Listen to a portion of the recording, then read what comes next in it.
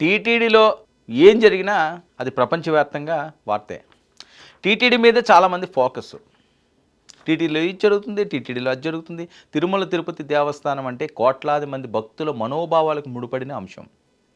ఇప్పుడు బండి సంజయ్ గారు, కేంద్ర మంత్రి బండి సంజయ్ గారు మాట్లాడిన మాటలు ఇప్పుడు సోషల్ మీడియాను షేక్ చేస్తున్నాయి. ఆయన హెచ్చరిస్తున్నారు. అసలు ఎందుకు హెచ్చరిస్తున్నారు, అక్కడ ఏం జరిగింది, బండి సంజయ్ గారు ఇప్పుడు ఎందుకు ఈ టాపిక్ తీసుకొస్తున్నారు?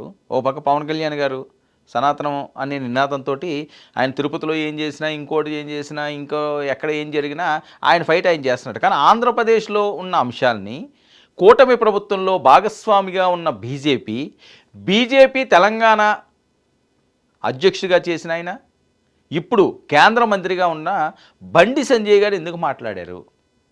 ఇది ఎటువైపు వెళ్తుంది? భక్తులకు ఒక గందరగోళం కాదా? ఏదైనా ఉండిలో ఉంటే ఒక లెటర్ రూపంలో రాయొచ్చు, ఫోన్ రూపంలో రాయొచ్చు, ఇమీడియట్గా చేయండి. పబ్లిక్గా మాట్లాడడం వెనకాతల ఉన్న ఆంతర్యం ఏంటి? ఇది కదా ఆలోచించాలి. టీటీడీకి బండి సంజయ్ వార్నింగ్. ఆ బయట కూడా నేను వినిపిస్తాను. మీ పద్ధతి మార్చుకోవాలన్న బండి సంజయ్ గారు ఎవరిని? టీటీడీని పద్ధతి మార్చుకోమని ఆయన చెప్తున్నాడు. టీటీడీ పాలక మండలిపై కేంద్ర మంత్రి బండి సంజయ్ సంచలన కామెంట్స్. టీటీడీలో అన్యమత ఉద్యోగులపై ఆయన వ్యాఖ్యలు చేశారు. ఏం చెప్తున్నాడు ఆయన? టీటీడీలో 1000 మంది అన్యమత ఉద్యోగులు ఉన్నారు. ఇది బండి పేల్చిన బాంబు. టీటీడీలో 1000 మంది అన్యమత ఉద్యోగులు ఉన్నారట. వారిని వెంటనే తొలగించాలని బండి సంజయ్ గారి డిమాండ్. ఈ విషయం టీటీడీని రిక్వెస్ట్ చేయట్లేదు, ఘాటుగా హెచ్చరిస్తున్నానంటున్న బండి సంజయ్ గారు. చెప్పే విధానం ఒకటి ఉంటుంది, ఎవరికైనా సరే ఎవరికైనా చెప్పే విధానం ఒకటి ఉంటుంది. కూటమిలో మీరు భాగస్వాములు, బీజేపీ మంత్రులు ఉన్నారు, మీరు ఎవరికి చెప్పాలో వాళ్ళకి చెప్పాలి. లేకపోతే పవన్ కళ్యాణ్ గారు ఉన్నారు మీకు దగ్గరగా ఉన్న ఆయన, మీరంటే చాలా అభిమానం పవన్ కళ్యాణ్ గారికి. ఆ సందర్భాలు గతంలో కూడా మనం కొన్ని సందర్భాల్లో మీకు ఆయన వెనకేసుకొచ్చిన సందర్భాలు చాలా ఉన్నాయి.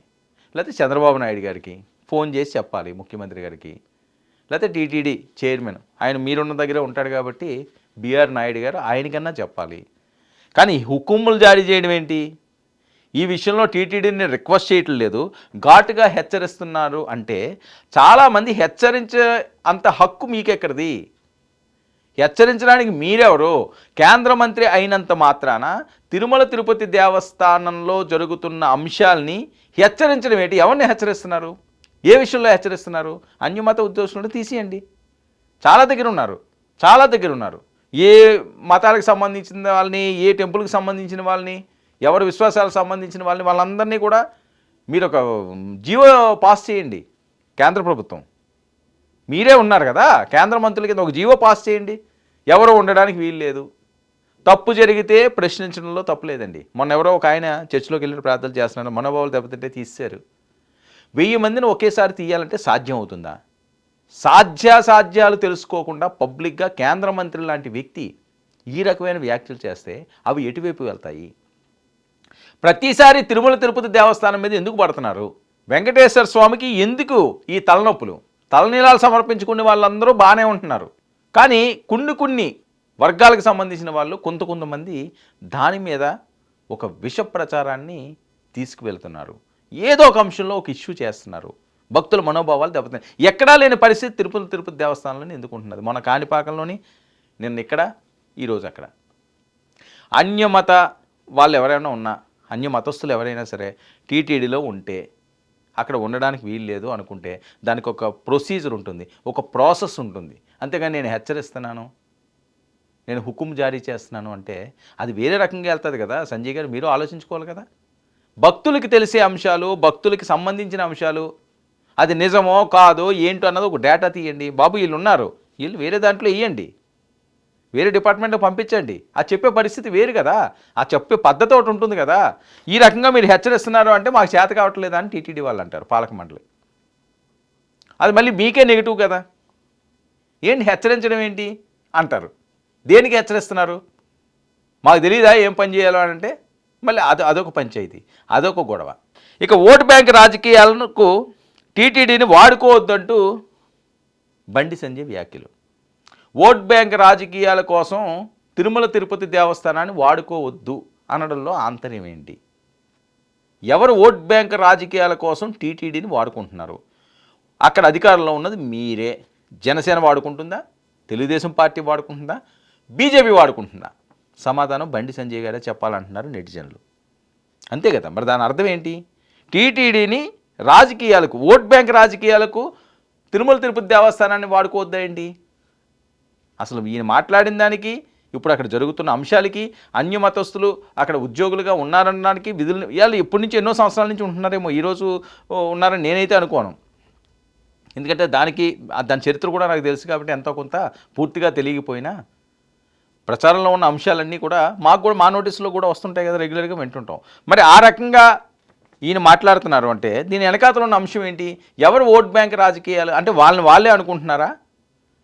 ఇప్పుడైతే వైఎస్ఆర్సీపీ లేదు కదా పాలనలో, ఓట్ బ్యాంక్ రాజకీయాల కోసం వైఎస్ఆర్సీపీ ఉన్నప్పుడు అంటే ఓకే, అది రాజకీయ విమర్శ అనుకోవచ్చు. కానీ మీరే ఉంటా అక్కడ, మీరే పాలన సాగిస్తా, మీరే చైర్మన్లు అక్కడ నియమించుకుంటా, మీరే పాలక మండలిలో మీకు నచ్చిన వాళ్ళని ఉద్యోగస్తులను అక్కడ వేసుకోండి. మళ్ళీ ఈ వింత ధోరణి ఏంటి? ఈ కామెంట్స్ ఏంటి? ఇది ఎటువైపు తీసుకువెళ్తున్నారు? ఇక తిరుమల తిరుపతి దేవస్థానం సత్రం కాదు, సనాతన ధర్మం కోసం ప్రజలు కలిసికట్టుగా ఉండాలని సూచనలు. దీప నైవేద్యాలకు నోచుకొని ఆలయాలను రక్షించాలి, ఖచ్చితంగా రక్షించాలి. మీ వంశాయం కూడా మీరు చేయండి. ఎక్కడెక్కడ ఉన్నాయో మీరు వెళ్ళండి, వాటిలన్నింటినీ ఒక లిస్ట్ అవుట్ చేయించండి. మీకు అవకాశం ఉంది, కేంద్ర మంత్రిగా మీరు ఉన్నారు కాబట్టి ఎవరికి ఫోన్ చేసినా వాళ్ళు లిస్ట్ ఇస్తారు. నియోజకవర్గాలకు సంబంధించి, మండలాలకు సంబంధించి వర్కౌట్ చేయండి. దూపదేవ నైవేద్యాలు పెట్టించండి. ఆంధ్రప్రదేశ్ మొత్తం పెట్టించండి, తెలంగాణలో కూడా పెట్టించండి. ఎవరొద్దన్నారు? మీ ప్రభుత్వమే కదండి.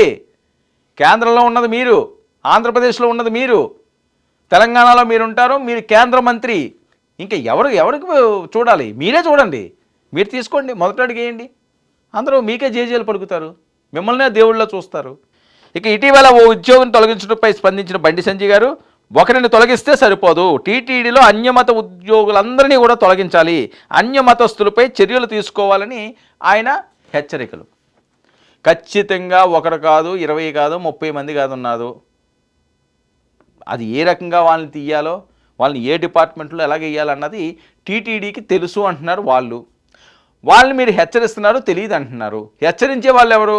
వడ్డించే వాళ్ళే హెచ్చరిస్తే ఇంకెవరు చెప్పాలి?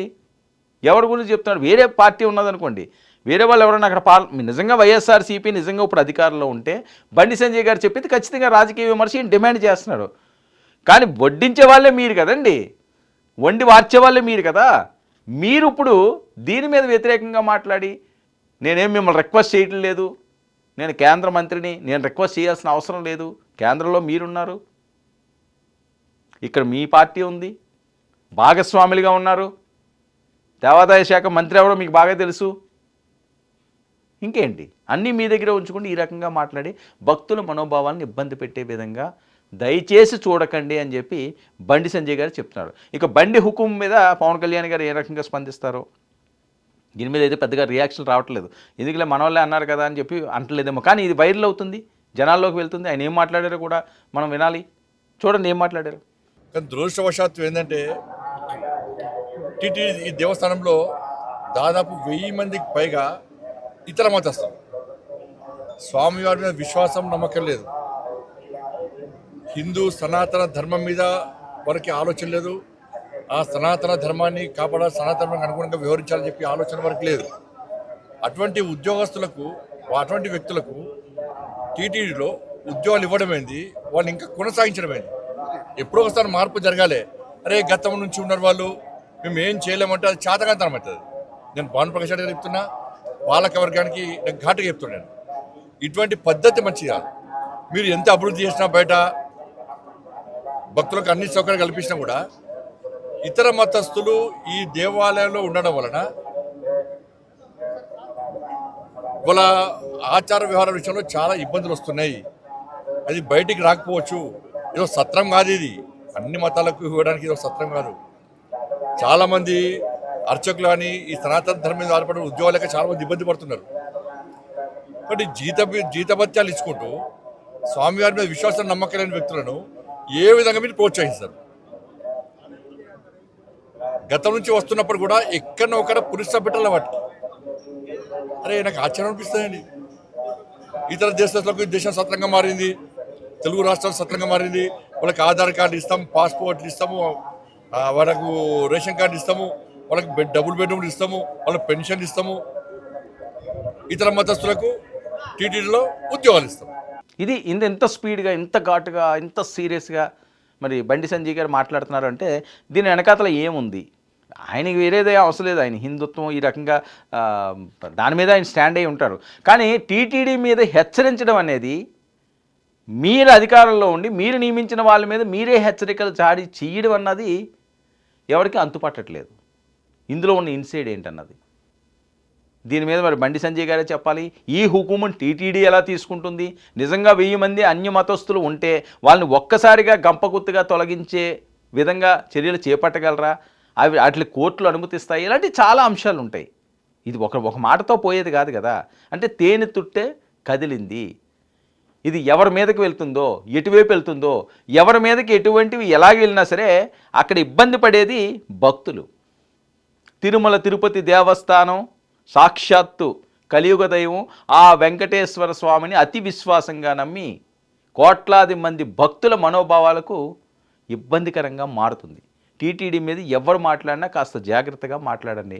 భక్తుల మనోభావాలతోటి రాజకీయాలను అయితే ఎవరు ముడిపెట్టద్దు అని చెప్పి చాలామంది మాట్లాడుతున్న నేపథ్యం. మరి దాన్ని ఎవరు ఎలా చూసుకుంటారన్నది చూడాలి.